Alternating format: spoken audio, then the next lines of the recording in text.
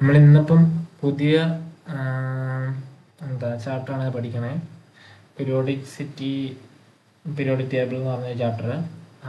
അത് ഇമ്പോർട്ടൻ്റ് ആയിട്ടൊരു ചാപ്റ്റർ. നമ്മൾ കഴിഞ്ഞ യൂണിറ്റ് നമ്മൾ പഠിച്ചപ്പോൾ ഓൾറെഡി പറഞ്ഞു, നമ്മളിതൊരു ഇൻട്രഡക്ടറി പാർട്ടാണ്. അതിനകത്ത് അധികം ഇമ്പോർട്ടൻസ് ആയിട്ടില്ല, ജനറലായിട്ട് നിങ്ങൾ പഠിക്കേണ്ട അല്ലെങ്കിൽ അറിഞ്ഞിരിക്കേണ്ട കുറച്ച് കാര്യങ്ങളാണ് പറയുന്നതെന്ന് പറഞ്ഞു.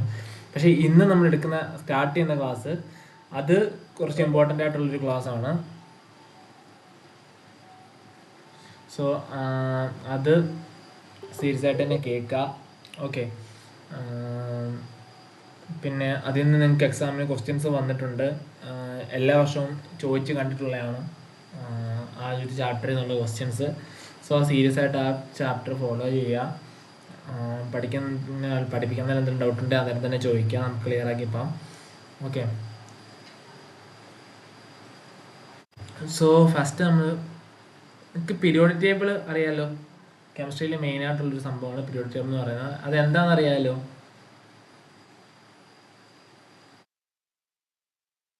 പറയാ റിപ്ലൈ താ.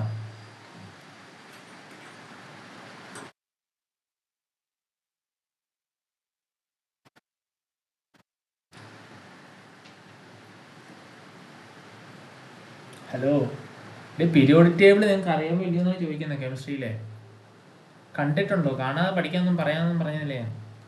അവസാനം കണ്ടിട്ടുണ്ടോന്ന് ചോദിച്ചേ.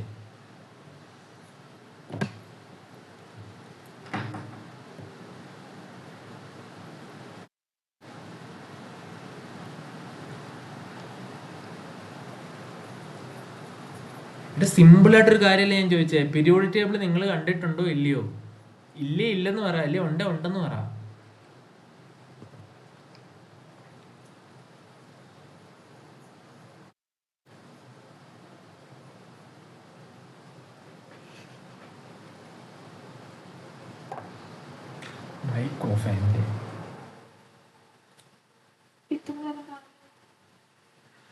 എടാ, നിങ്ങൾ പീരിയോഡിക് ടേബിൾ എന്ന് പറഞ്ഞൊരു കൺസെപ്റ്റ് കേട്ടിട്ടുണ്ടായിരിക്കുമല്ലോ. അപ്പം പീരിയോഡിക് ടേബിൾ നിങ്ങൾ കണ്ടിട്ടുണ്ടോ?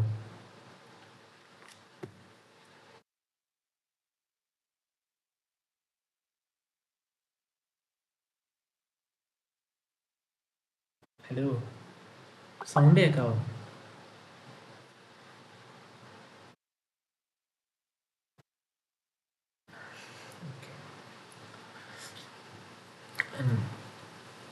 സോ ജനറലായിട്ട് എത്ര എലമെന്റ്സ് ഉണ്ട് പീരിയോഡിക് ടേബിൾ എന്ന് വല്ലതും അറിയാമോ? എത്ര എലമെന്റ്സ് ആണ് പീരിയോഡിക് ടേബിൾ ഉള്ളത്? അതിനെക്കുറിച്ച് എന്തൊക്കെ കാര്യങ്ങൾ അറിയാം? പീരിയോഡിക് ടേബിളിനെ കുറിച്ച് നിങ്ങൾക്ക് എന്തൊക്കെ കാര്യങ്ങൾ അറിയാം?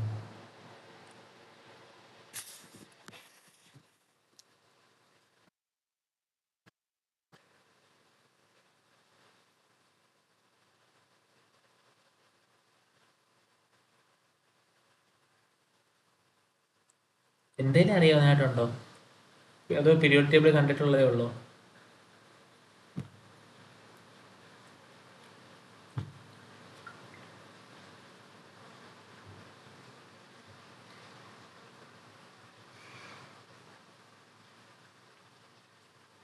ഹലോ, പറഞ്ഞല്ലോ ഓൾറെഡി. ഞാൻ പറഞ്ഞിട്ടുണ്ട്, നമ്മൾ ഇന്ററാക്ട് ചെയ്താണ് പോകണമെന്ന് പറഞ്ഞു. അപ്പോൾ നിങ്ങൾക്ക് കാര്യങ്ങൾ പറയാം എൻ്റെ അടുത്ത്. ഓക്കെ. നിങ്ങൾക്ക് എന്തൊക്കെ കാര്യങ്ങൾ അറിയാം, അല്ലെങ്കിൽ ജസ്റ്റ് കണ്ടിട്ടേ ഉള്ളോ, അങ്ങനെ എന്തെങ്കിലും കാര്യങ്ങൾ അറിയാമോ എന്നാണ് ചോദിക്കണേ. 18 ഗ്രൂപ്പും 7 പീരീഡും. ഓക്കെ. അതിൽ ഓരോ പീരീഡിലും ഏകദേശം സെയിം ക്യാരക്ടേഴ്സ് ഉള്ള ഇത് വരണത്. പിന്നെ ലാസ്റ്റത്തെ പീരീഡിലുള്ള മൊത്തം മറ്റേ നോർമൽ ഗ്യാസസ്. ലാസ്റ്റ് പീരിയഡിലല്ല, ലാസ്റ്റ് ഗ്രൂപ്പില്. അല്ല, ലാസ്റ്റ് ഗ്രൂപ്പിലുള്ള. ഓക്കെ. ക്വസ്റ്റ്യൻസ് എഴുതാണ്ടൊക്കെ ഇരുന്നിട്ട് അടി. ഓക്കെ. സോ ജനറലായിട്ട് നമ്മുടെ ഒരു പീരിയോഡിക് ടേബിൾ എന്ന് പറയുമ്പോൾ മൊത്തം നമ്മുടെ മോഡേൺ പീരിയോഡിക് ടേബിളിലുള്ളത് ടോട്ടൽ 118 എലമെന്റ്സ് ആണുള്ളത്. ഓക്കെ. അതിൽ ലാസ്റ്റിലോട്ട് വരുന്ന കുറച്ച് എലമെന്റ്സ് എന്ന് പറഞ്ഞാൽ നമ്മുടെ ഹ്യൂമൻ മെയ്ഡ് ആയിട്ടുള്ളതാണ്, നാച്ചുറൽ ആയിട്ടുള്ള അല്ല. സോ ടോട്ടൽ വരുന്നത് കെമിസ്ട്രിയിൽ 118 എലമെന്റ് ആണ്. അതിൽ ടോട്ടല് ഇപ്പം ക്രിസ്റ്റി പറഞ്ഞ പോലെ തന്നെ 7 പീരീഡും, അതായത് ഹൊറിസോണ്ടൽ ആയിട്ടുള്ള 7 റോസ്, അതാണ് പീരീഡ് എന്ന് പറയുന്നത്. വെർട്ടിക്കലായിട്ടുള്ള 18 കോളംസ്. അതാണ് ഗ്രൂപ്പ് എന്ന് പറയുന്നത്. ഇതാണ് പീരിയോഡിക് ടേബിളിന്റെ സ്ട്രക്ചർ എന്ന് പറയുന്നത്.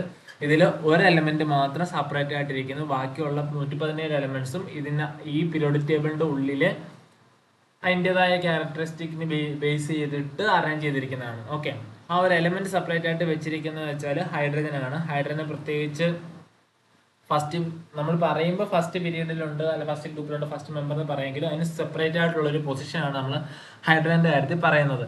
സോ ബാക്കിയുള്ളത് വരുമ്പം ആദ്യത്തെ 2 ഗ്രൂപ്പിനെ എസ് ബ്ലോക്ക് എലമെന്റ്സ് എന്നും അതിനുശേഷം 13 തൊട്ട് 18 വരെ ഉള്ളതിനെ പി ബ്ലോക്ക് എലമെന്റ്സ് എന്നും അതിൻ്റെ ഇടയ്ക്കുള്ള 3 തൊട്ട് 12 വരെയുള്ള എലമെന്റ്സിനെ നമ്മൾ ഡി ബ്ലോക്ക് എലമെന്റ്സ് എന്നും പിന്നീടുള്ള ലാന്തനോയിഡ്സ് ആക്ടിനോയിഡ്സ് എന്നുള്ള ഇതിൻ്റെ ഇടയ്ക്കത്തുള്ള ഇന്നർ ട്രാൻസിഷൻ ആയിട്ടുള്ള എലമെന്റ്സിനെ എഫ് ബ്ലോക്കിലായിട്ടും 4ആയിട്ട് നമ്മൾ ക്ലാസിഫൈ ചെയ്തിരിക്കുന്നത്.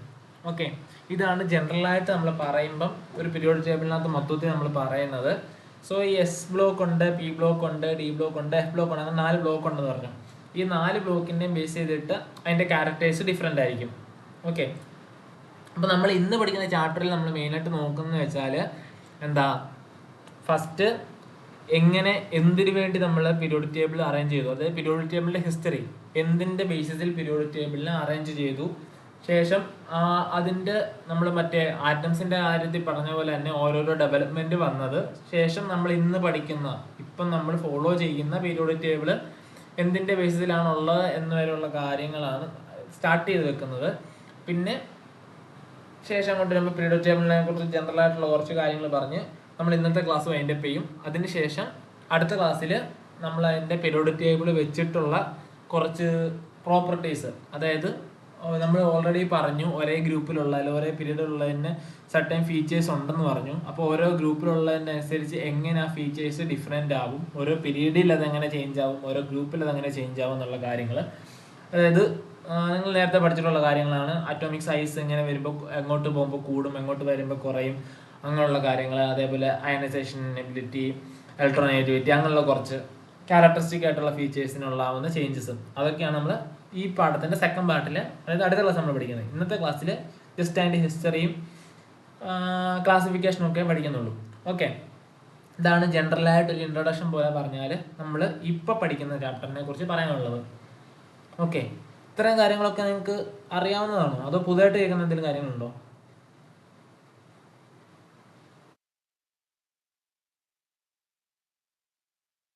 ഈ പറഞ്ഞ കാര്യങ്ങളൊക്കെ നിങ്ങൾക്ക് അറിയാവുന്നതല്ലേ? Okay, Ananya? Okay,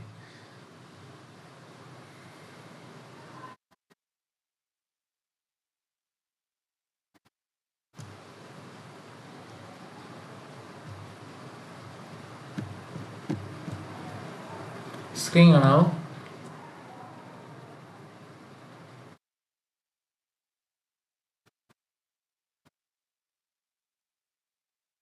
okay, so നമ്മളിന്ന് പഠിക്കുന്ന ചാപ്റ്റർ +1 യൂണിറ്റ് 3 ആണ്, classification of elements and periodicity and properties.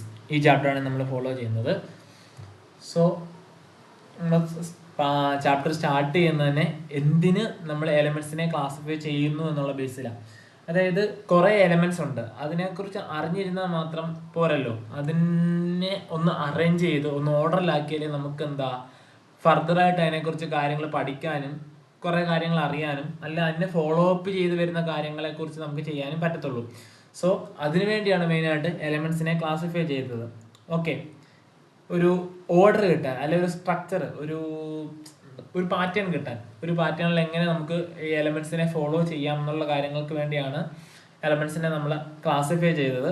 ഇതിൻ്റെ ഒരു സ്റ്റാർട്ടിങ് എന്ന് പറയുന്നത് 1800 ആ സമയത്ത് ഏകദേശം ഒരു 31 എലമെന്റ്സിനെ വരെ കണ്ടുപിടിച്ചിട്ടുള്ളായിരുന്നു.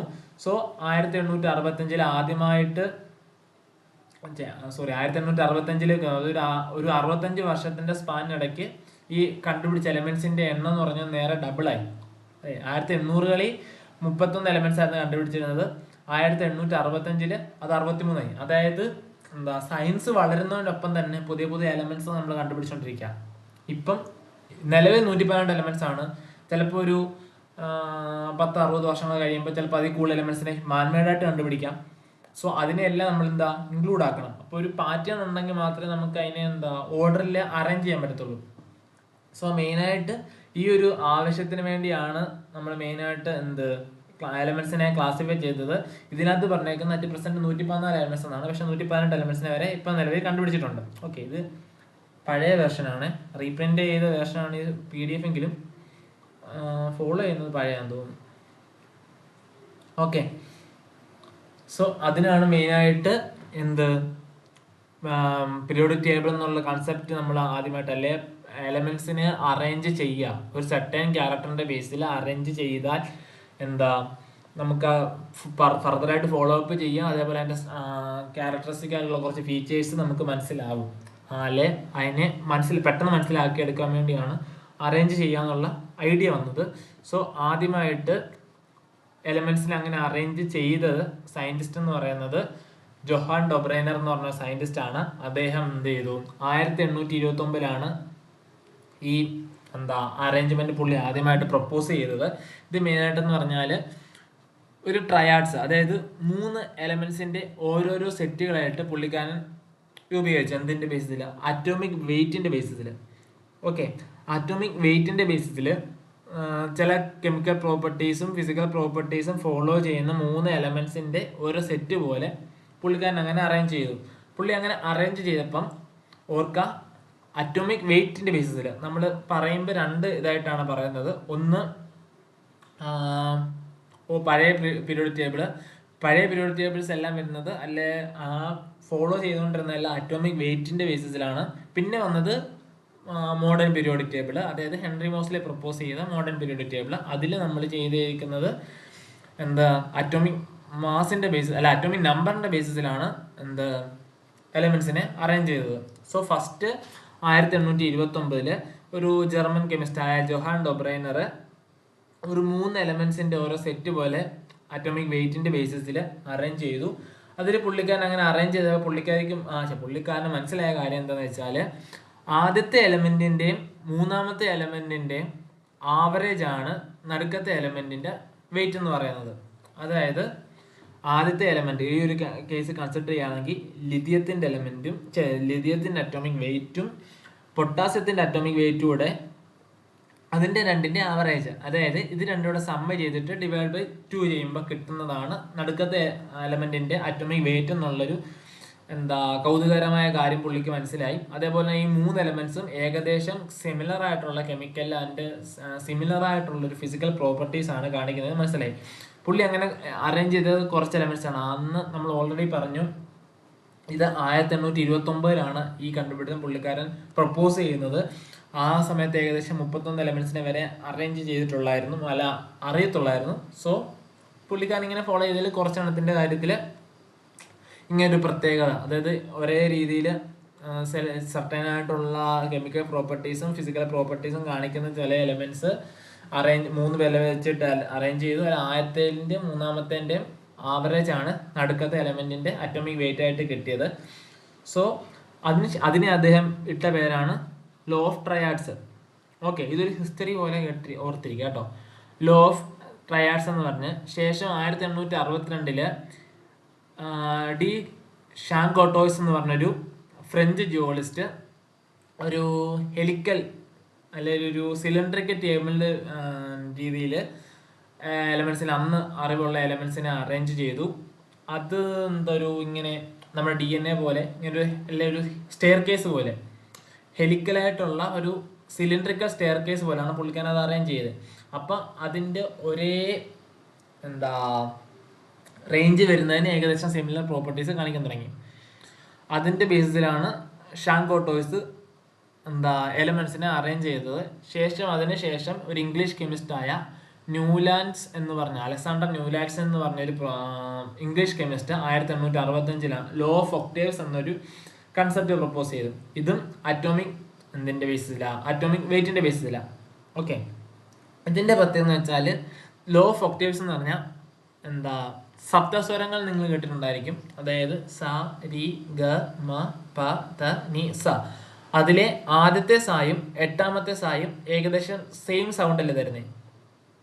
സ, രി, ഗ, മ, പ, ത, നി, സ. ഓക്കെ, അതിലെ ഒന്നാമത്തേതും എട്ടാമത്തേതും സെയിം ശബ്ദം തരുന്ന പോലെ തന്നെ ന്യൂലാൻഡ്സ് പ്രപ്പോസ് ചെയ്ത പീരിയോഡിക് ടേബിളിലെ ആദ്യത്തേതും എട്ടാമത്തെ എലമെന്റ് സിമിലർ പ്രോപ്പർട്ടീസ് കാണിക്കാൻ തുടങ്ങി. എന്താ, മ്യൂസിക്സിലെ പോലെ സിമിലർ പ്രോപ്പർട്ടീസ് കാണിക്കാൻ തുടങ്ങി. അതിനെയാണ് ലോ ഓഫ് ഒക്ടേവ്സ് എന്ന് പറയുന്നത്. പ്രപ്പോസ് ചെയ്ത സയന്റിസ്റ്റ് ആണ് അലക്സാണ്ടർ ന്യൂലാൻഡ് എന്ന് പറയുന്നത് 1865. ഓക്കെ, അതിന് ശേഷമാണ് ഏറ്റവും വിപ്ലവകരമായ അല്ലെങ്കിൽ ഏറ്റവും ഇമ്പോർട്ടൻ്റ് ആയിട്ടുള്ളൊരു പീരിയോഡിക് ലോ ഫോം ചെയ്തത്. അത് പ്രപ്പോസ് ചെയ്ത സയന്റിസ്റ്റ് ആണ് ദിമിത്രി മെൻഡലീവ് എന്ന് പറഞ്ഞ വ്യക്തി. അദ്ദേഹം എന്ന് പറയുന്നത് ഒരു റഷ്യൻ സയന്റിസ്റ്റ് ആണ്. പുള്ളിയുടെ ആണ് നമ്മുടെ പഴയ പീരിയോഡിക് ലോ ആദ്യമായിട്ട് പ്രപ്പോസ് ചെയ്തത് മെൻഡലീവ് ആണ്. അദ്ദേഹത്തിന്റെ അതേ സമയത്ത് തന്നെ ഒരു ജർമ്മൻ കെമിസ്റ്റായ ലോത്തർ മേയറും ഇതേ രീതിയിൽ തന്നെ റിസർച്ചുകൾ ചെയ്തു. ഒക്ടേവ്സിന്റെ കാര്യം പറഞ്ഞ പോലെ തന്നെ ആദ്യത്തെ എലമെന്റും എട്ടാമത്തെ എലമെന്റും സിമിലർ ആയിട്ടുള്ള പ്രോപ്പർട്ടീസ് കാണിക്കുന്ന കാര്യം ഇവർക്ക് രണ്ടുപേർക്കും ഏകദേശം മനസ്സിലായി. പക്ഷെ ഇവർ വേറെ കുറച്ച് കാര്യങ്ങളൂടെ കൺസിഡർ ചെയ്തു.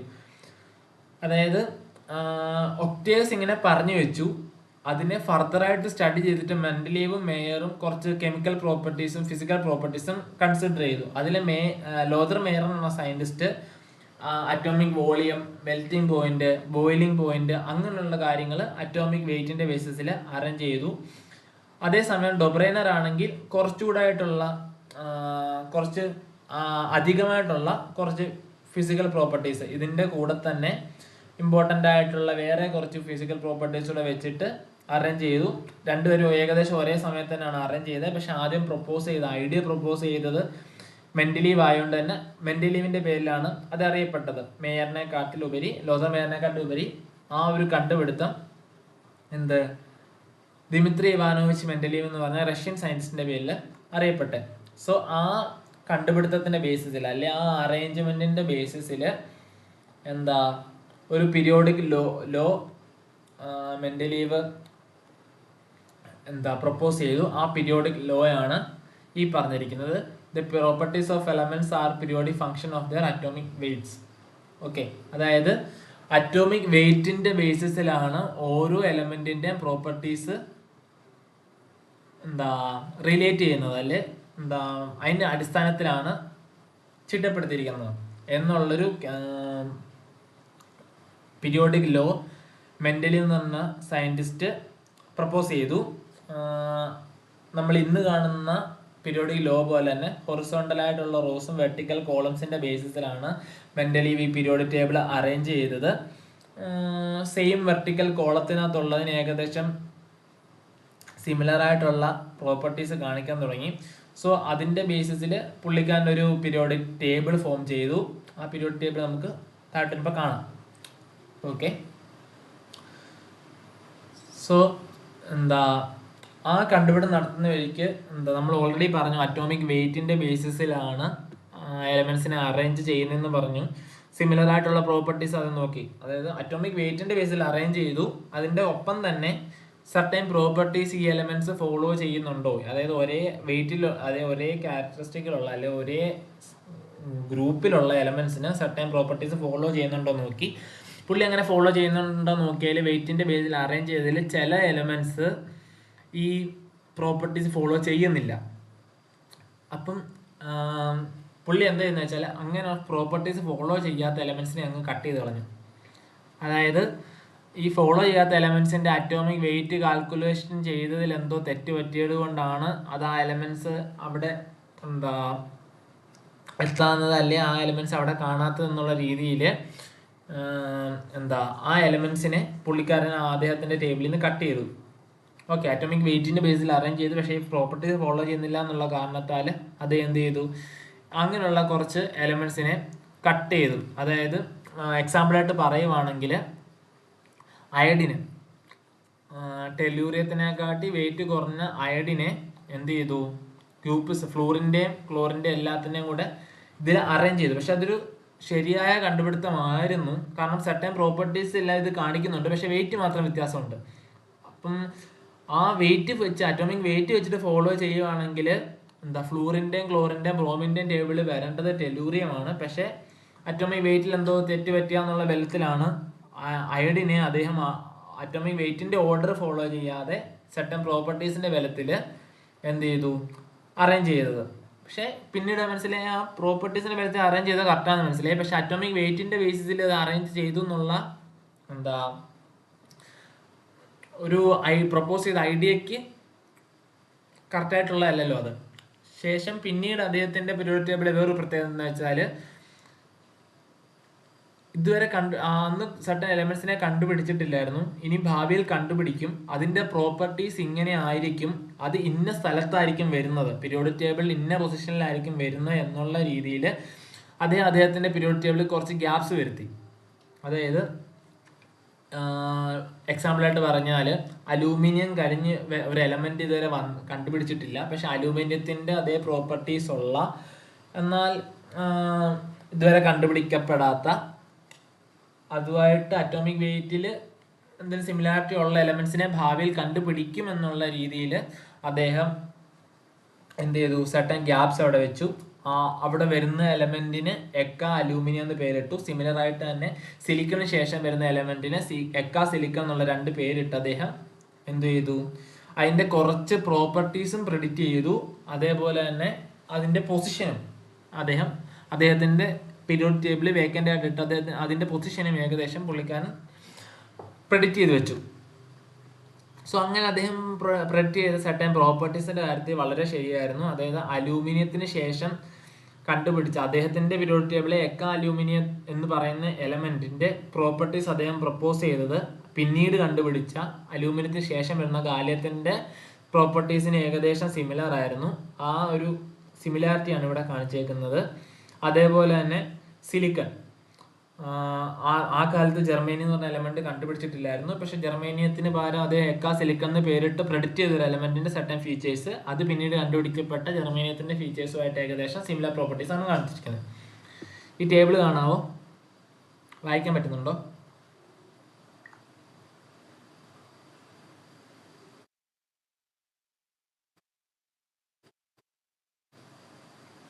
ഓക്കെ, അദ്ദേഹം പ്രെഡിക്റ്റ് ചെയ്ത അറ്റോമിക് വെയിറ്റും പിന്നീട് കണ്ടുപിടിക്കപ്പെട്ട അറ്റോമിക് വെയിറ്റും ആണ് ഈ തന്നിരിക്കുന്നത്. അതേപോലെ density, melting point, formula of oxide, chloride.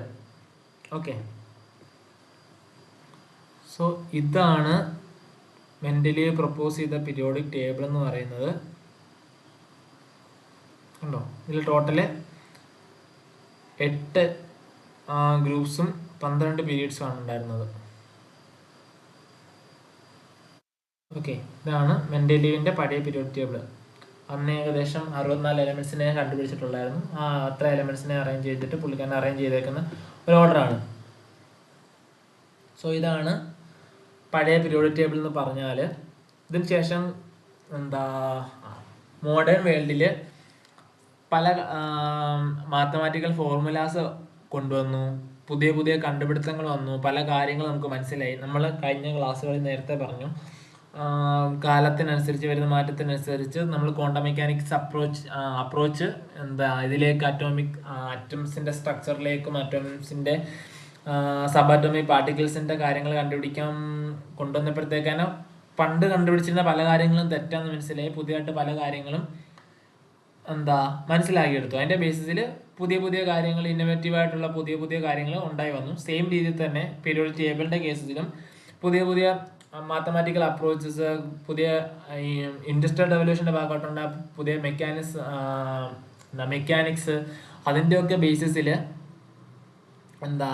കണ്ടുപിടുത്തത്തിന്റെ ബേസിസിൽ മെൻഡലീവിന്റെ periodic ടേബിളിൽ അല്ലെ മെൻഡലീവ് പറഞ്ഞ പീരിയോഡിക് ലോയിൽ ചെറിയൊരു ചേഞ്ച് ഹെൻറി മോസ്ലി എന്ന് പറഞ്ഞ ഒരു ഇംഗ്ലീഷ് ഫിസിസ്റ്റ് കൊണ്ടുവന്നു. ആ ഒരു ചെറിയൊരു ചേഞ്ചാണ്, ഒറ്റൊരു വാക്ക് മാത്രമേ ചേഞ്ച് ഉണ്ടായുള്ളൂ. പക്ഷെ ആ ഒറ്റൊരു വാക്കിന്റെ ബലത്തിൽ ആ പീരിയോഡിക് ടേബിൾ തന്നെ കംപ്ലീറ്റ് മൊത്തത്തിൽ പുതിയൊരു രീതിയിലേക്ക് സ്ട്രക്ചർ ചെയ്യപ്പെട്ടു. നമ്മൾ ഈ കണ്ടൊരു പീരിയോഡിക് ടേബിളിൽ നിന്ന് ഇന്ന് കാണുന്ന മോഡേൺ പീരിയോഡിക് ടേബിളിലേക്ക് ആ ഒറ്റൊരു വാക്കുകൾ ഉണ്ടാക്കിയ ചേഞ്ച് കാരണം തന്നെ ഫുള്ള് മാറ്റപ്പെട്ടു. ആ ഒറ്റൊരു വാക്കെന്ന് പറയുന്നത് ഈ ഒരു ഒറ്റ വാക്കാണ്, അറ്റോമിക് നമ്പർ. നമ്മൾ മുമ്പേ പറഞ്ഞു physical and chemical properties of elements R periodic functions of there atomic weights എന്നാണ് പഴയ പീരിയോഡിക് ലോ പറഞ്ഞിരുന്നത്. അതിനെ ഒന്ന് ചേഞ്ച് ആക്കി മോസ്റ്റ്ലി ഇങ്ങനെ പറഞ്ഞു, physical and chemical properties of elements R periodic functions of atomic numbers. അതായത് അറ്റോമിക് നമ്പേഴ്സിന്റെ ബേസിസിലാണ് ഈ എലമെന്റ്സിന്റെ ഫിസിക്കൽ അല്ലെ കെമിക്കലായിട്ടുള്ള പ്രോപ്പർട്ടീസ് ചേഞ്ച് ഉണ്ടാവുന്നത് എന്നൊരു കാര്യം ആര് പ്രപ്പോസ് ചെയ്തു? മോസ്റ്റ്ലി പ്രപ്പോസ് ചെയ്തു. സോ അദ്ദേഹമാണ് മോഡേൺ പീരിയോഡിക് ടേബിളിന്റെ പിതാവ് എന്ന് പറയുന്നത്. ഓർത്തിരിക്കുക, ഹെൻറി മോസ്ലി എന്ന് പറഞ്ഞ സയന്റിസ്റ്റ് ആണ് മോഡേൺ പീരിയോഡിക് ടേബിളിന്റെ പിതാവ് എന്നറിയപ്പെടുന്നത്. ഇതുവരെ ഫോളോ ചെയ്യാൻ പറ്റുന്നുണ്ടോ? ഓവർ സ്പീഡ് വല്ലതും ഉണ്ടോ പറയുന്നത്?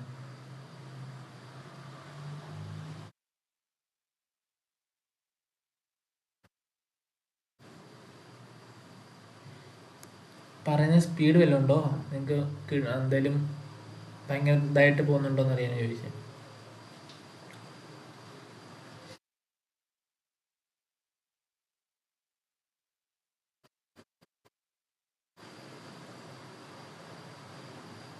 നിങ്ങൾക്ക് ഓക്കെ ആണോ? ആ ഒരു സ്പീഡിൽ തന്നെ പോകണോ വേണ്ട എന്ന് അറിയാനാ, അതോ പെയ്യെ പോണോ?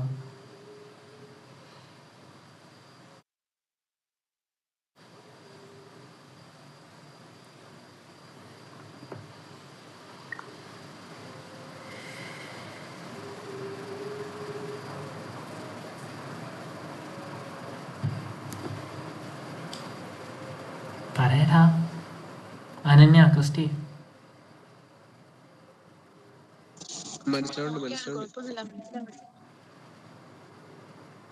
Okay, slow ആക്കണോ?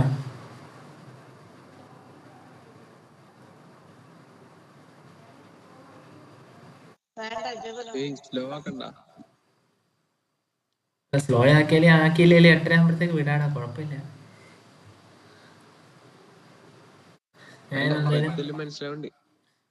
ഞാൻ എന്തായാലും ഇതിൻ്റെ ഒരു 12 പേജ്, ടോട്ടലി PDF 26 പേജ്, അതിൻ്റെ ഒരു 12 പേജ് അല്ലെ 13 പേജ് മാക്സിമം എടുക്കുന്നുള്ളൂ. സോ ഒറ്റൊരു ചേഞ്ച് വരുത്തിയെന്ന് പറഞ്ഞു, അറ്റോമിക് വെയിറ്റ് എന്നുള്ളതിനകത്തുനിന്ന് അറ്റോമിക് നമ്പറിലേക്ക് ഒരു ചേഞ്ച് വരുത്തി. പക്ഷേ ഫുള്ളി കംപ്ലീറ്റ് ആയിട്ട് നമ്മുടെ പീരിയോഡിക് ടേബിൾസ് മാറിപ്പോയി. സോ എന്താ നമ്മൾ ഇന്ന് കാണുന്ന പുതിയ പീരിയോഡിക് ടേബിൾ വന്നു. അന്ന് ഏകദേശം 94 എലമെന്റ്സോളം ആയിരുന്നു നാച്ചുറലി ഓക്കറിങ് എലമെന്റ്സ് ആണ് അറിഞ്ഞിരുന്നത്. ആ 94 എലമെന്റ്സിനെയും ഇതിൻ്റെ ബേസിസിൽ അറേഞ്ച് ചെയ്യാൻ മോസ്ലിക്ക് പറ്റി. സോ ആ പീരിയോഡിക് ടേബിളിലാണ് 7 പീരീഡും 18 ഗ്രൂപ്പ് അടങ്ങുന്ന 7 റോസ് അടങ്ങുന്ന അതിനെ പീരീഡ് എന്നും 18 വെർട്ടിക്കൽ കോളം ഉള്ളതിനെ ഗ്രൂപ്പ്സ് എന്നും പറഞ്ഞിട്ടുള്ള മോഡേൺ പീരിയോഡിക് ടേബിൾ വന്നത്. അതിനാണ് long form of the periodic table നമ്മൾ പറയുന്നത്. സോ നമ്മൾ കഴിഞ്ഞ ക്ലാസ്സിൽ പഠിച്ച ക്വാണ്ടം നമ്പേഴ്സ് നിങ്ങൾക്ക് ഓർമ്മയുണ്ടോ? Principal quantum number, അസിമിത്തൽ quantum number, magnetic quantum number, spin quantum number നമ്മൾ പറഞ്ഞായിരുന്നു. ഓർമ്മയുണ്ടോ? N, L, M, S. ഇപ്പം ചോദ്യം ചോദിക്കാമല്ലോ അല്ലേ എൻ്റെ ബേസിസിൽ? ഞാൻ പറഞ്ഞായിരുന്നു, ഓർത്തിരുന്നോണേ, നമുക്ക് അടുത്ത ക്ലാസ്സുകളിൽ ആവശ്യം വരുമെന്ന് പറഞ്ഞു. ഈ ക്ലാസ്സിൽ തന്നെ ആവശ്യമുണ്ട്.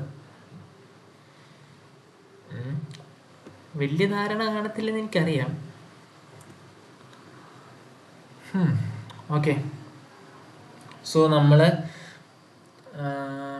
ആ ക്ലാസ്സിൽ പറഞ്ഞിരുന്നു ഈ പ്രിൻസിപ്പൽ ക്വാണ്ടം നമ്പർ വെച്ചിട്ട് ഓരോ ഗ്രൂപ്പിലെ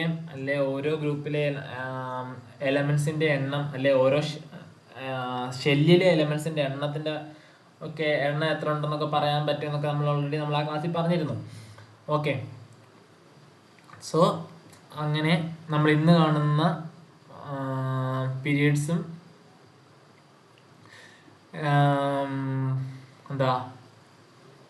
ഗ്രൂപ്പ്സും ഫോം ചെയ്തു.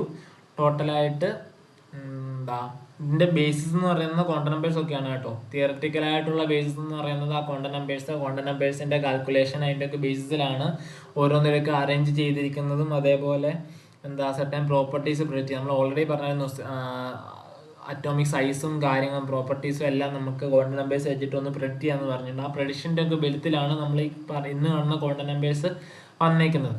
പിന്നെ ഇമ്പോർട്ടൻ്റ് ആയിട്ടുള്ളൊരു ടോപ്പിക്കാണ് നോമൻക്ലേച്ചർ ഓഫ് എലമെൻറ്റ്സ് എന്ന് പറയുന്നത്. ഓക്കെ, അപ്പോൾ IUPAC പ്രൊപ്പോസ് ചെയ്യുന്ന international union for pure and applied chemistry, അതാണ് IUPACയുടെ full form, international union of pure and applied chemistry.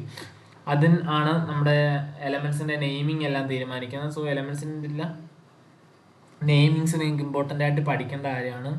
എങ്ങനെ നെയിം ഇടാം, ഇപ്പം ചോദിക്കാം, നിങ്ങൾക്ക് എക്സാമിന് ചോദിച്ചു കണ്ടിട്ടുണ്ട് ഇങ്ങനെ നെയിംസ് ഇടുന്നതിനെ കുറിച്ച്. സോ ഇതാണ് നമ്മൾ ഇന്ന് കാണുന്ന പീരിയോഡിക് ടേബിൾ, കണ്ടിട്ടുണ്ടല്ലോ അല്ലേ?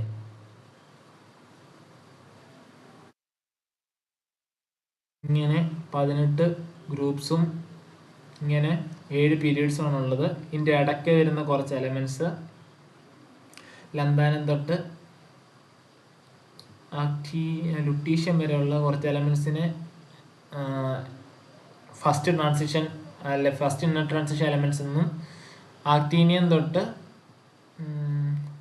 ലോറൻഷ്യം വരെയുള്ള എലമെൻറ്റ്സിനെ സെക്കൻഡ് ഇന്നർ ട്രാൻസിഷൻ എലമെൻറ്റ്സ് എന്നുള്ള രീതിയിൽ അറേഞ്ച് ചെയ്തേക്കുന്നത്. അതാണ് F ബ്ലോക്കിൽ വരുന്നത്. ഇതാണ് ഈ 2 ഗ്രൂപ്പാണ് എസ് ബ്ലോക്കിൽ 13 തൊട്ട് 18 വരെ വരുന്ന ഈ ഗ്രൂപ്പാണ് P ബ്ലോക്ക്. 3 തൊട്ട് 12 വരുന്നതാണ് ഇതാണ് D ബ്ലോക്ക്. ഇതിൻ്റെ ഇടയ്ക്ക് വരുന്ന ലാന്തനോട്സ് ആൻഡ് ആറ്റനോട്സ് ആണ് എന്ത് F ബ്ലോക്ക് എലമെൻറ്റ്സ് എന്ന് പറയുന്നത്. അതിൻ്റെ നമ്മൾ പറഞ്ഞു തരാം. സോ നൊട്ടേഷൻ വരുമ്പോൾ എന്താ, എന്തിന് ഈ നൊട്ടേഷൻ വന്നു എന്നൊരു 2 ചോദ്യം ചോദിക്കാം. ഓക്കെ, എന്തിന് എലമെൻറ്റ്സിന് ഇങ്ങനെ പേരിടുന്നു, എന്തിൻ്റെ ബേസിൽ ഇങ്ങനൊരു പേര് ഇടാമെന്നുള്ള രീതിയിൽ ചോദിക്കുമ്പം, ഒരു ടൈമിൽ ഇപ്പം ഫസ്റ്റ് വേൾഡ് വാർ ഒക്കെ കഴിഞ്ഞിരിക്കുന്ന സമയത്ത് എല്ലാ രാജ്യങ്ങളും തമ്മിൽ ഒരു മത്സരമായിരുന്നു. ഓക്കെ, എല്ലാ ബേസിലും നിങ്ങൾ നമ്മുടെ ഏത് പടം, ഈ ഒരു പടം ഉണ്ടായിരുന്നല്ലോ, മാട്രാൻ, സൂര്യ മാട്രാനൊക്കെ കണ്ടിട്ടുണ്ടായിരിക്കും. അതിനകത്ത് മറ്റേ അവർ പറയുന്ന പോലെ തന്നെ എല്ലാ ഫീൽഡിലും ഇപ്പം അമേരിക്കയും റഷ്യയും തമ്മിലൊരു മത്സരം വരുന്നതിനെ കുറിച്ച് മാട്രാൻ സിനിമ പറയുന്നുണ്ട്. അതുപോലെ തന്നെ എല്ലാ മാട്രാനല്ലേ, മാട്രാൻ തോന്നുന്നു, മാട്രാൻ അല്ലേടാ, ഓർമ്മയുണ്ടോ, കണ്ടിട്ടുണ്ടോ? കണ്ടിട്ടുണ്ട്. വിജയഫാനം ചോദിക്കുന്നുണ്ട് ഇപ്പോൾ. ഓക്കെ, അതിനകത്ത് നമ്മൾ അവർ പറയുന്നുണ്ട് സോവിയറ്റ് യൂണിയനും അമേരിക്കയും തമ്മിലുള്ളൊരു മത്സരത്തെക്കുറിച്ച്. അത് എല്ലാ ഫീൽഡിലും, സയൻസിലും സ്പോർട്സിലും സ്പേസ് റിസർച്ചിലും എല്ലാ ഫീൽഡിലും അങ്ങനെ ഏത് രാജ്യം ആദ്യം വന്നു അല്ലെ ഏത് രാജ്യമാണ് ഇതിൻ്റെ ഓരോത്തിൻ്റെയും പിന്നിൽ എന്നുള്ള രീതിയിൽ ഭയങ്കര കടുത്തൊരു മത്സരം വന്നു. സോ സയൻസ് ഫീൽഡിലും അതേപോലെ തന്നെ 2 രാജ്യങ്ങൾ തമ്മിൽ നല്ല രീതിയിലൊരു മത്സരം ഉണ്ടായിരുന്നു. അതിൻ്റെ ബേസിൽ പുതിയ പുതിയ കണ്ടുപിടുത്തങ്ങൾ വന്നു. ആ കണ്ടുപിടുത്തങ്ങൾ വന്നപ്പം ഏകദേശം സിമിലർ ആയിട്ടുള്ള കണ്ടുപിടുത്തങ്ങൾ വരുമ്പോൾ ആരാദ്യം കണ്ടുപിടിച്ചു എന്നുള്ള രീതിയിൽ തർക്കം വന്നു. സോ എന്താ, ഏകദേശം ഇങ്ങനെ സയൻറ്റിഫിക് ആയിട്ടുള്ള ഇതിലെ ഒരു 104ാമത്തെ എലമെൻറ്റ്, ഓക്കെ, 104ാമത്തെ ഒരു എലമെൻറ്റിനെ അതിൻ്റെ പ്രോപ്പർട്ടീസ് എല്ലാം കൂടെ വെച്ചിട്ട് സോവിയറ്റ് യൂണിയനും ഏകദേശം ഒരേ സമയത്ത് കണ്ടുപിടിച്ചു, അമേരിക്ക ഒരേ സമയത്ത് കണ്ടുപിടിച്ചു. അമേരിക്ക അതിന് റുദർഫോർഡിയം എന്ന് പേരിട്ടു, സോവിയറ്റ് യൂണിയൻ അതിന് കുർച്ചട്ടോവിയം എന്ന് പറഞ്ഞിട്ട് പേര് കിട്ടു. ഇത് ഉച്ചാരണം എങ്ങനെ തന്നെയാണെന്ന് എനിക്കറിയത്തില്ല, കുർച്ചട്ടോവിയം എന്നില്ലായിരിക്കും. സോ 2 രാജ്യവും ഏകദേശം സെയിം എലമെന്റിന്, ഏകദേശം അല്ല സെയിം ആയിട്ടുള്ള എലമെന്റിന് 2 പേരിട്ടു. അങ്ങനെ ഒരു രീതിയിൽ നമുക്ക് ഒരിക്കലും ഫോളോ ചെയ്യാൻ പറ്റത്തില്ല. ഒരേ സാധനത്തിന് 2 പേരിട്ട് എന്താ ജനറലായിട്ട് ഉള്ള രാജ്യങ്ങളെല്ലാം ഫോളോ ചെയ്യുന്ന രീതിയിലേക്ക് കൊണ്ടുപോകാൻ പറ്റില്ല. സോ അതിനൊറ്റൊരു സിംഗിൾ നെയിം വേണം. ആ സിംഗിൾ നെയിം ഇടുന്നതിന് മുമ്പ് ഇതാദ്യം ആര് കണ്ടുപിടിച്ചു എന്നുള്ളതിൻ്റെ എല്ലാം എന്താ സയൻറ്റിഫിക് ആയിട്ടുള്ള എവിഡൻസ് കിട്ടുന്നവരെ താൽക്കാലികമായിട്ട് അങ്ങനെ കണ്ടുപിടിച്ച പുതിയ എലമെൻറ്റ്സിന് ഒരു പേരിട്ടു. താൽക്കാലികമായിട്ട് യൂണിവേഴ്സലി അക്സെപ്റ്റഡ് ആയിട്ടുള്ളൊരു പേര് താൽക്കാലികമായിട്ട് വേണമായിരുന്നു. അതിന് IUPAC നിർദ്ദേശിച്ച നെയിമിംഗ് ആണ് ഇവിടെ വന്നിരിക്കുന്നത്. 0ക്ക് നില്ല്, എലമെൻറ്റിൻ്റെ നമ്പർ വെച്ചിട്ടാണ്. 0ക്ക് നില്ല്, 1ന് അണ്ണ് അല്ലെ ഉണ്ണ് എന്ന് പറയും, 2ന് ബയ്യ്, 3ന് ട്രയ്യ്, 4ന് quad, 5ന് പെൻറ്റ്, 6ന് HECS, 7ന് Sept, 8ന് ഒക്റ്റ്, 9ന് N. Okay, ഇങ്ങനെ 9 നമ്പറിനും ഒരു ഉച്ചാരണം കൊടുത്തു. അതിന്റെ ബേസിസിൽ ആ 104ാമത്തെ എലമെന്റിന് ഉണ്ണിൽ ഖാഡിയം എന്നൊരു പേരിട്ടു. ഉണ്ണിലുണ്ണി മണ്ണിലുണ്ണി എന്നൊക്കെ ഞങ്ങൾ വിളിക്കുമായിരുന്നു ഇതിനെ 101ാമത്തെ എലമെന്റ് ഇങ്ങനെ പ്രൊഡിക്ട് ചെയ്യുന്ന സമയത്ത്. സോ ഉണ്ണിലുണ്ണിയം ഇതിന് 101ാമത്തെ എലമെന്റായി. അങ്ങനെ ഓരോന്നിൻ്റെയും, അതായത് ഒന്നെന്ന് വെച്ചാൽ അണ്ണ് അല്ലെ ഉണ്ണ്, 0 നില്ല്, അടുത്ത് പിന്നെ ഒരു ഒന്ന്. സോ അണ്ണ് നില്ല് അണ്ണ്, പിന്നെ എലമെന്റ്സിനെല്ലാം കൊടുക്കുന്ന EM.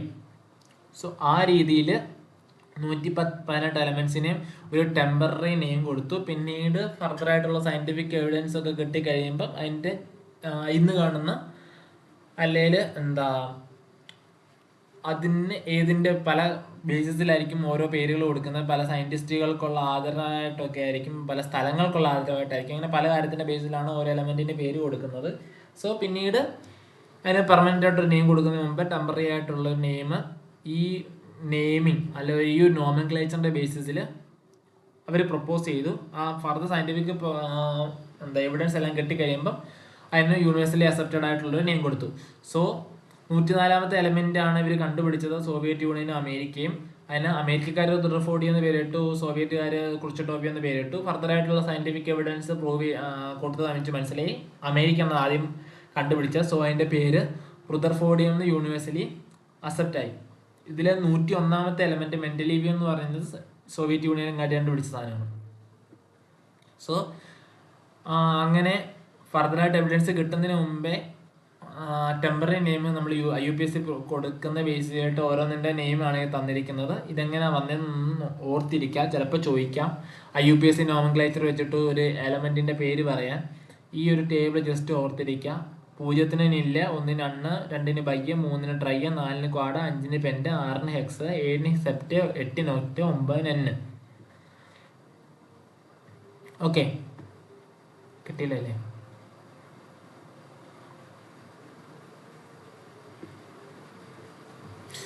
സോ അതിന്റെ ബേസിസിൽ ഓരോന്നിനും സിമ്പിൾസും ടെമ്പററി ആയിട്ട് സിമ്പിൾ കൊടുത്തു. പിന്നീട് എലമെന്റിനെ കണ്ടുപിടിച്ച് കഴിഞ്ഞപ്പോൾ പെർമനന്റ് ആയിട്ടുള്ള സിമ്പിൾസ് ഒഫീഷ്യൽ നെയിംസും ഒക്കെ കൊടുത്തു. പിന്നെ നമ്മൾ മെയിനായിട്ട് വരുന്ന കാര്യമാണ് അതിനകത്ത് ഇലക്ട്രോണിക് കോൺഫിഗറേഷൻ. ഇതെന്ന് പറയുന്നത് കംപ്ലീറ്റ്ലി നമ്മൾ ആ കഴിഞ്ഞ ക്ലാസ്സിൽ പഠിച്ച പീരിയോഡിക് അല്ല, ക്വാണ്ടം നമ്പേഴ്സിന്റെ ബേസിസിലാണ് നമ്മൾ മെയിനായിട്ട് പറയുന്നത്. സോ നമുക്കറിയാം പ്രിൻസിപ്പൽ ക്വാണ്ടം നമ്പർ, അതായത് N. ആ N-ന്റെ ബേസിസിലാണ് അത് ഏത് പീരീഡിൽ വരുന്നത് നമുക്ക് പറയാൻ പറ്റും. അതായത് N1 ആണെങ്കിൽ അത് ഫസ്റ്റ് പീരീഡിലായിരിക്കും, N2 ആണെങ്കിൽ N=2 ആണെങ്കിൽ അത് സെക്കൻഡ് പീരീഡിലായിരിക്കും. അപ്പോൾ N-ന്റെ അനുസരിച്ച് പ്രിൻസിപ്പൽ ക്വാണ്ടം നമ്പറിന്റെ ബേസിൽ അത് ഏത് പീരീഡിലാണെന്ന് നമുക്ക് പറയാൻ പറ്റും. അതേപോലെ അടുത്തൊരു കാര്യമാണ് നമ്മൾ രണ്ടാമത് പറഞ്ഞ അസിമത്തൽ ക്വാണ്ടം നമ്പർ. അതായത് നമ്മൾ പറഞ്ഞിരുന്നു L എന്ന് പറയും. L എന്നാണ് അതിനെ റെപ്രസെന്റ് ചെയ്യുന്ന സിമ്പിള്. അപ്പം എങ്ങനെയാ 0 to n-1 എന്നെന്തോ നമ്മളെന്ന് പറഞ്ഞു. n-1 ആണെന്നാണ് എൻ്റെ വിശ്വാസം, എൻ്റെ ഓർമ്മ. ഓക്കെ, 0 to n-1 അത്ര എലമെന്റ്സ് ആണ് വരുന്നതെന്ന് നമ്മൾ പറഞ്ഞു അതിനകത്ത്. സോ അത് വെച്ചിട്ട് സബ്ഷെൽസ് അല്ലെ ഓർബിറ്റൽസ് നമുക്ക് പ്രെഡിക്റ്റ് ചെയ്യാന്ന് പറഞ്ഞു. അത് ഏതാണ് വരുന്ന അസിമത്തൽ ക്വാണ്ടം നമ്പറിന്റെ ബേസിസിൽ അത് ഏത് സബ്ഷെല്ലാണ് വരുന്നത്, S ആണോ, P ആണോ, D ആണോ, F ആണോ വരുന്നത് പറയാന്ന് പറഞ്ഞു. സോ അങ്ങനെ അത് മനസ്സിലാക്കി കഴിഞ്ഞാൽ എന്ത് നമുക്ക് ചെയ്യാം, ഓരോ എലമെന്റ്സിനെ അതിന്റെ സെപ്പറേറ്റ് ആയിട്ട് അതിൻ്റെതായിട്ടുള്ള ഗ്രൂപ്പുകളിൽ നമുക്ക് അറേഞ്ച് ചെയ്യാൻ പറ്റും. സോ അതിന്റെ ബേസിൽ എന്ത് ചെയ്യാൻ പറ്റും, ഇലക്ട്രോണിക് കോൺഫിഗറേഷൻ നമുക്ക് എത്ര ഷെല്ലുണ്ടെന്നും പറയാൻ പറ്റും, അത് എത്രാമത്തെ സബ്ഷെല്ലാന്നൊക്കെ ഉള്ളതിന്റെ ബേസിസിൽ അതിന്റെ ഇലക്ട്രോണിക് കോൺഫിഗറേഷൻ പ്രപ്പോസ് ചെയ്യാൻ പറ്റും. സോ അങ്ങനെ പീരീഡ്സിൽ നമ്മൾ പറഞ്ഞതിലാണ് പീരീഡ്സിൽ വരുന്നത് ഇലക്ട്രോണിക് കോൺഫിഗറേഷൻ പറഞ്ഞാൽ നമ്മൾ ഓൾറെഡി പറഞ്ഞ പോലെ മെയിനായിട്ടുള്ള പ്രിൻസിപ്പൽ ക്വാണ്ടം നമ്പറിന്റെ ബേസിൽ അതിന്റെ വലിപ്പം കൂടുന്നതായിരിക്കും. N1 ആണെങ്കിൽ അത് K ഷെല്ലിലായിരിക്കും, N2 ആണെങ്കിൽ അത് L ഷെല്ലിലായിരിക്കും. അങ്ങനെ ഓരോ ഷെല്ലിന്റെ ബേസിസിൽ പീരീഡ്സിന്റെ എണ്ണം കൂടുന്നതിനനുസരിച്ച് ഷെൽസിന്റെ വലിപ്പം കൂടിക്കൊണ്ടിരിക്കും. ഓക്കെ, പീരീഡ്സ് താഴോട്ട് പോകുന്നതിനനുസരിച്ച് ഷെല്ലിന്റെ എണ്ണവും താഴോട്ട് കൂടിക്കൊണ്ടിരിക്കും. ഇതിൽ തന്നെ നമ്മൾ ഫില്ലിംഗ് ഓഫ് ഇലക്ട്രോൺസ് പഠിച്ചിരുന്നു. എങ്ങനെയാണ് എനർജിയുടെ ബേസിസിലാണ് ഇലക്ട്രോൺസ് ഓരോ ഓർബിറ്റിൽ ഫില്ല് ചെയ്തെന്ന് നമ്മൾ പറഞ്ഞു. 1s 2s 2p 3s 3p അത് കഴിഞ്ഞ് 4s എനർജി കുറവ്. സോ 4s ഫില്ലായതിനു ശേഷമേ 3Dയിൽ ഫില്ലാവുള്ളൂ എന്ന് നമ്മൾ പറഞ്ഞു. സോ അതിൻ്റെ ബേസിസിൽ എന്താ ഓരോ ഗ്രൂപ്പ്സിനെയും ഓരോ ബ്ലോക്കിലായിട്ട് നമ്മൾ അറേഞ്ച് ചെയ്തു. S block, p block. ആദ്യത്തെ 2 പീരീഡിൽ ആ പ്രശ്നം വരുന്നില്ല. മൂന്നാമത്തെ പീരീഡ് തൊട്ടാണ്, അല്ലാതെ മൂന്നാമത്തെ പീരീഡ് എന്ന് പറയുമ്പോൾ ഓർക്കാം, മൂന്നാമത്തെ ഷെല്ല്, അതിനകത്താണ് എനർജിയുടെ ഡിഫറൻസ് വന്നിട്ട് 4ാമത്തെ 4s കയറി വരുന്നത്. ഓക്കെ, അവിടെ തൊട്ടാണ് നമ്മൾ ഈ കാണുന്ന ഇന്നർ ട്രാൻസിഷൻ എലമെന്റ്സ്, അതായത് ഡി ബ്ലോക്ക് സ്റ്റാർട്ട് ചെയ്യുന്ന 3ാമത്തെ പീരീഡ് തൊട്ടാണ്. അതിൻ്റെ കാര്യങ്ങളൊക്കെയാണ് ഇവിടെ പറഞ്ഞിരിക്കുന്നത്. ജസ്റ്റ് അധികം നിങ്ങൾ ഇതായിട്ട് സീരിയസ് ആയിട്ട് എടുക്കാനുള്ള കാര്യങ്ങൾ ജസ്റ്റ് ജനറലായിട്ട് പറഞ്ഞിരിക്കുന്നേ ഉള്ളൂ. പിന്നെ അത് കഴിഞ്ഞിട്ട് താഴോട്ട് വരുമ്പോഴാണ് 3D കഴിഞ്ഞ് 4ാമത്തെ പീരീഡിലോട്ട് വരുമ്പോഴാണ് ഇന്നർ ട്രാൻസിഷൻ 4F ബ്ലോക്ക് വരുന്നത്. F ബ്ലോക്കിന് മുമ്പേ എസും ഡിയും എല്ലാം ഫില്ലായിട്ട് ഫില്ലാവത്തുള്ളൂ. അതിൻ്റെ ബേസിസിൽ ഇന്നർ ട്രാൻസിഷൻ സീരീസിനകത്തുള്ള ലാന്തനോട്സും ആക്റ്റിനോട്സും വരുന്നത്. ഓക്കെ, ആ കാര്യങ്ങൾ നമ്മൾ ഇപ്പം നിങ്ങളുടെ സിലബസിനകത്ത് വരുമ്പോൾ s block, p block, d block, f block 4ഉം സെപ്പറേറ്റ് നമ്മൾ പഠിക്കുന്നുണ്ട്. നമ്മൾ വരുന്ന ക്ലാസ്സുകളിൽ അത് പഠിക്കും. അപ്പോൾ അതിനകത്ത് ആ എലിമെന്റ്സിനെ കുറിച്ച്, അതിൻ്റെ പ്രോപ്പർട്ടീസിനെ കുറിച്ച് നമ്മൾ സീരിയസ് ആയിട്ട് എന്തെങ്കിലും പറയാം. സോ അത് നമ്മൾ പറഞ്ഞു. പിന്നീടുള്ളതാണ് ഗ്രൂപ്പ് വൈസ് ഇലക്ട്രോണിക് കോൺഫിഗറേഷൻ വരുന്നതിൻ്റെ ഒരു ഓർഡറാണ് ഇത്.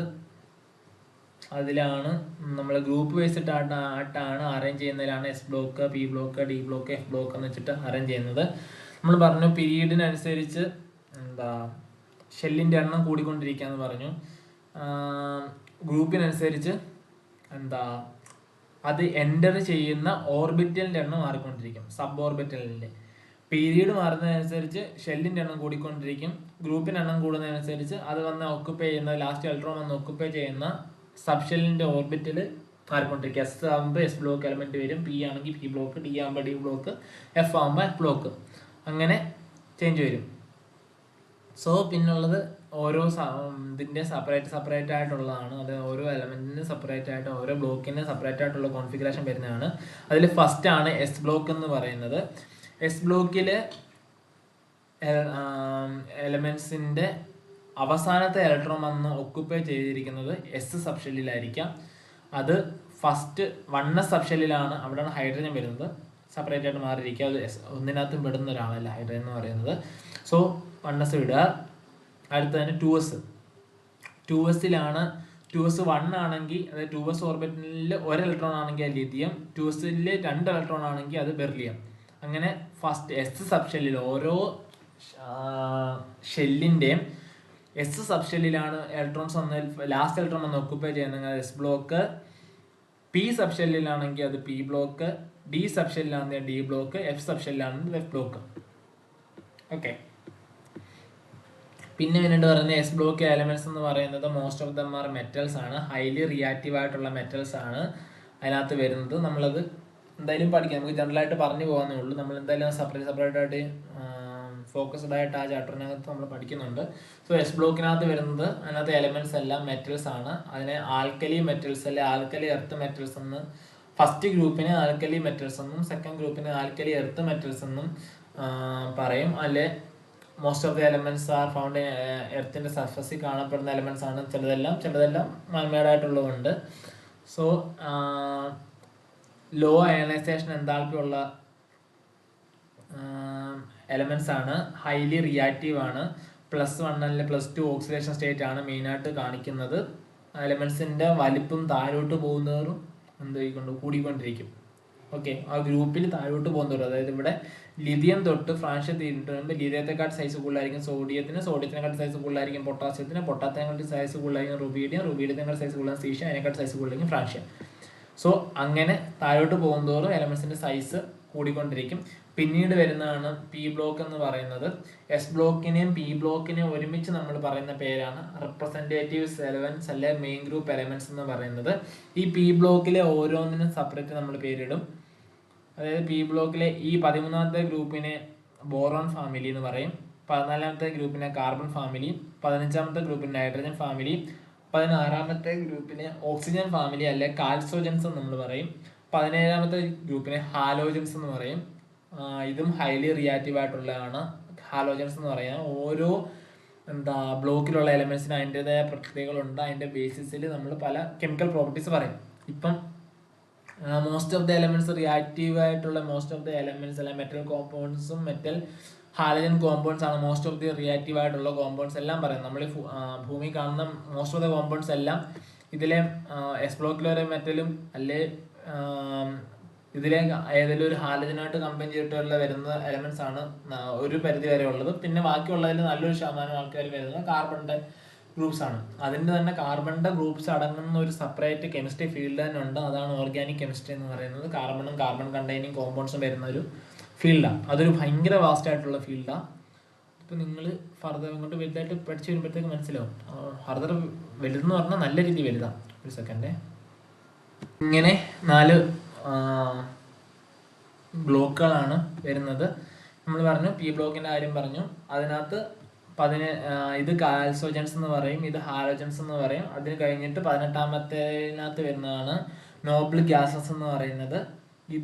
ഇതിൻ്റെ ഒക്ടറ്റ് കംപ്ലീറ്റ് ആണ്. അതായത് പ്രത്യേകിച്ച് ഇതിനകത്ത് ഇലക്ട്രോൺസ് വരേണ്ട കാര്യമില്ല, കൊടുക്കേണ്ട കാര്യമില്ല. അതുകൊണ്ട് തന്നെ ഇത് കെമിക്കലി ഇനേർട്ടാണ്. ഇനേർട്ട് ഗ്യാസസ് എന്ന് അതുകൊണ്ട് തന്നെ പറയും. കെമിക്കലി ഇനേർട്ട് എന്ന് പറഞ്ഞാൽ പ്രത്യേകിച്ച് റിയാക്ഷൻസിലൊന്നും പങ്കെടുക്കാത്ത ആൾക്കാർ എന്നുള്ള അർത്ഥമാണ് വരുന്നത്.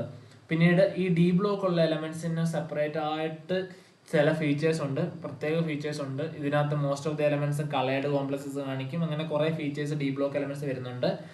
കോർഡിനേഷൻ കോമ്പൗണ്ട്സ് എന്ന് പറഞ്ഞൊരു കോർഡിനേഷൻ കെമിസ്ട്രി എന്ന് പറഞ്ഞൊരു സെപ്പറേറ്റ് ബ്രാഞ്ച് തന്നെ ഉണ്ട്.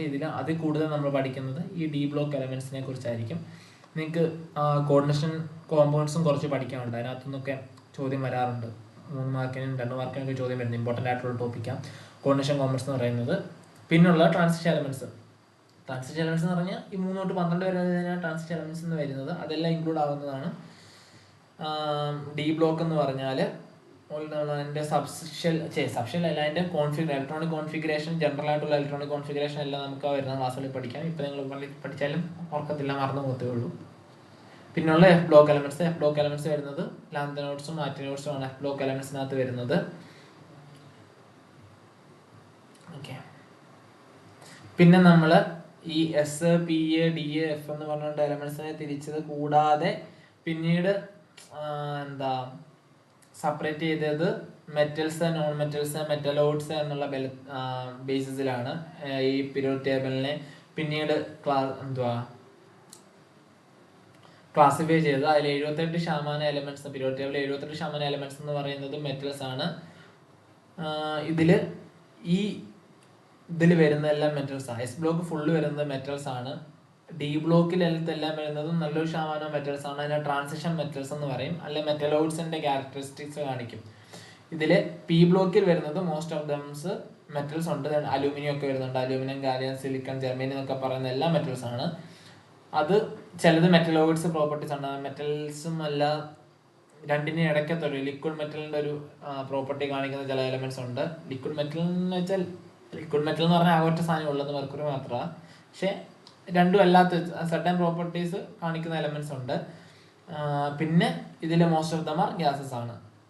ഇതിൽ ഈ പച്ചക്കറിൽ കാണുന്ന എല്ലാം ഗ്യാസ് ആണ്. സോ അങ്ങനെ അതിന്റെ ബേസിസിലും എലമെന്റ്സിനെ ക്ലാസിഫൈ ചെയ്തു. അതാണ് മെയിനായിട്ട് നമ്മൾ പീരിയോഡിക് ടേബിളിനെ കുറിച്ച് പറയാനുള്ളത്.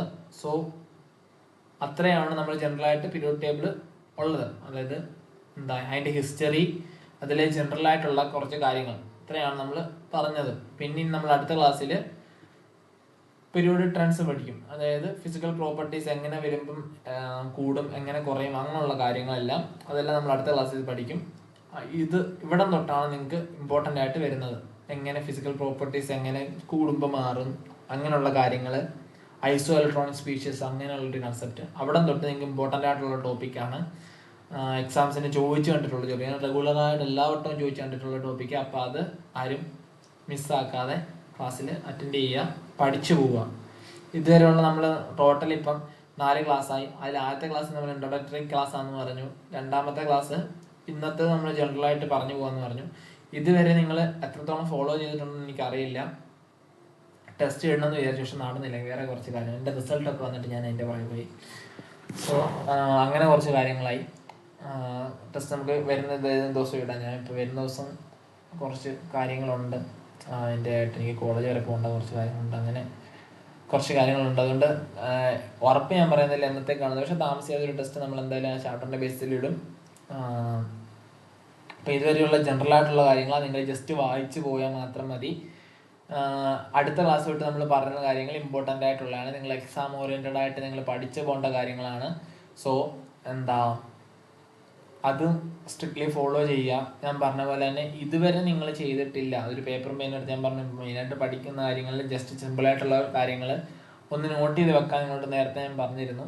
അത് ഇതുവരെയും ചെയ്തിട്ടില്ലെങ്കിൽ അടുത്ത ക്ലാസ്സിൽ പറയുന്ന കുറച്ച് കാര്യങ്ങൾ നോട്ട് ചെയ്ത് വെച്ചാൽ നിങ്ങൾക്ക് എളുപ്പമായിരിക്കും. അത് ഇതുവരെ നമ്മൾ ജനറലായിട്ടാണ് പറഞ്ഞെന്ന് പറഞ്ഞല്ലോ. അപ്പോൾ അടുത്ത ക്ലാസ് തൊട്ട് എക്സാം ഓറിയൻറ്റഡ് ആയിട്ട് നമ്മൾ പറയുന്നുണ്ട്. എക്സാമിന് ഉറപ്പായിട്ടും ചോദിക്കുന്ന കുറച്ച് ചോദ്യങ്ങൾ വരുന്നുണ്ട്. കഴിഞ്ഞ വട്ടവും ചോദിച്ചു, കഴിഞ്ഞ എക്സാമിന് ചോദിച്ചു ആസിഡ്രോണിക് സ്പീഷീസിനെ കുറിച്ചൊക്കെ.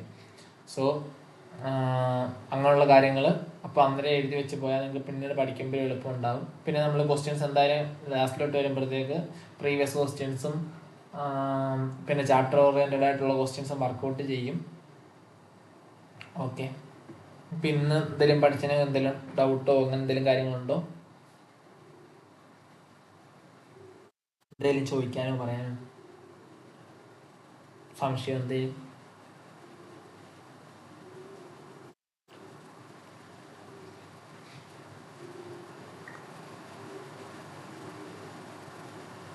ഉണ്ടോ?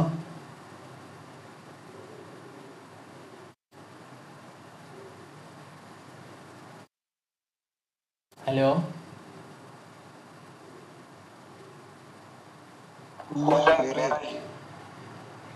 നിങ്ങൾ ക്ലാസ് തന്നെ ഉണ്ടോ ഇവിടെ?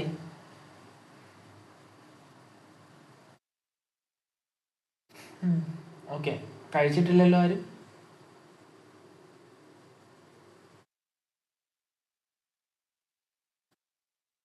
ആഹാരം കഴിച്ചില്ല. ഓക്കെ, എന്നാൽ പോയി കഴിച്ചോ. ശരി, ഇപ്പം ഗുഡ് നൈറ്റ്.